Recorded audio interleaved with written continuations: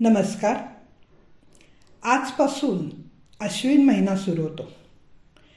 अश्विन महिन्याच्या प्रतिपदेपासून विजयादशमीपर्यंत देवीचे घट बसतात. देवीचं नवरात्र चालू होतं.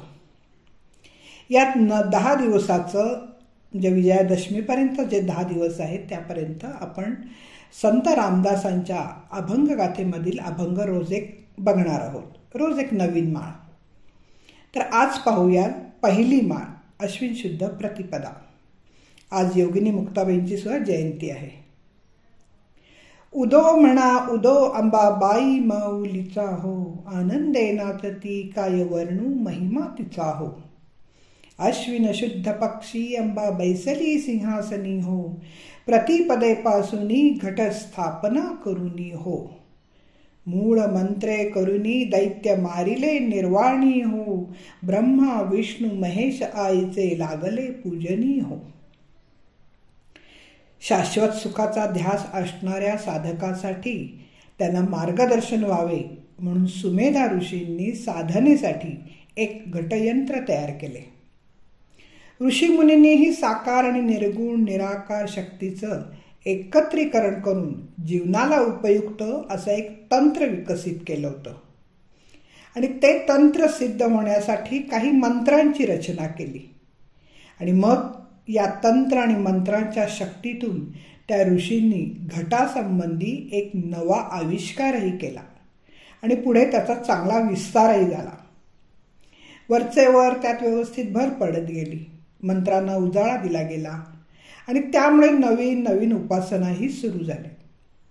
त्यातूनच जनहितार्थ जे शास्त्र आणि विद्या निर्माण झाले त्याचे नाव शांभवी विद्या असं आहे. हीच प्राकृतात शाबरी म्हणून प्रसिद्ध आहे.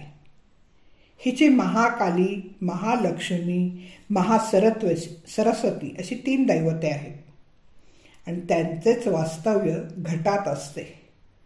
घटात राहूनच त्या कार्यरत असतात. प्राचीन काळी नवरात्रात देवी उपासना प्रचलित झाली.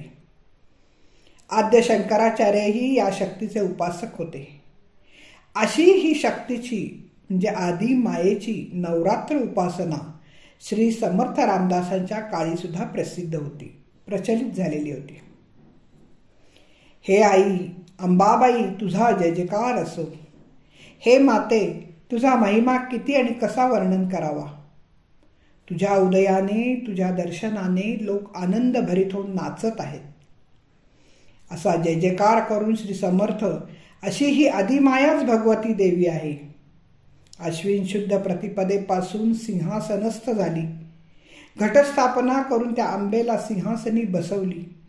तिची महती हीच की तिने आपल्या मंत्रांनी महाभयानक दैत्यांना ठार मारले आणि त्यामुळेच त्या आईच्या चरणी ब्रह्मा विष्णू महेश हे त्रिदेव लागले आहेत आणि तिचे पूजन करीत आहेत. निर्वाणीची स्थिती आली की देवीलाच अवतार घेऊन दुर्जनांना ठार मारून धर्मसंस्थापनार्थ अवतार घ्यावे लागलेत. नवरात्रात देवीच्या समोर घट मांडला जातो. घटाची स्थापना होते म्हणजे एक अद्भुत मंत्राचे यंत्र तयार होते आणि ते भगवती देवी आणि साधक यांचे माध्यम असते, मध्यस्थ असतं. या घटामुळे साधकाला देवीचे सानिध्य प्राप्त व्हायला मदत होते. नवरात्रात घरोघरी घट हे माध्यम स्थापिले जाते. घटाबरोबर अखंड तेवणारा दिवा, माळ, श्रीफळ ही सगळे असतात. घट आणि शरीररूपी घट यात साम्य आहे. योगी ज्ञानेश्वरांनी म्हटले आहे की स्थापन केलेल्या घटात खाली माती असते, वर कुंभ, कुंभावर श्रीफळ आणि वर 9 पानांची माळ असते. त्याप्रमाणेच या धर्तीवर देह आहे. देहावर मस्तक आहे.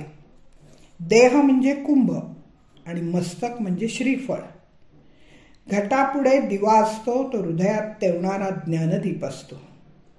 देवीच्या उपासकाने घटासमोर बसावे, श्वासोच्छ्वासावर लक्ष केंद्रित करावे. ही एक साधना आहे. याचा आपल्या शरीरावर नक्कीच प्रभाव पडतो. एकाग्रता, मनःशांती यांचा लाभ होतो. रात्री शांत मनाने साधकाने आदी मायेच्या उपासनेला अवश्य बसावे. घट आणि घटातील वस्तू आपल्या शरीरावर आणि मनावर प्रभाव करतात. घटासमोर बसून आदिमाया शक्तीला अंतःकरणपूर्वक श्रद्धायुक्त मनाने हाक मारावी, तर वायुतत्वाचा परिणाम होऊन आत्मशक्ती प्रकट होते. घट स्थापनेकडे केवळ कर्मकांड किंवा रूढी या अर्थाने बघू नका.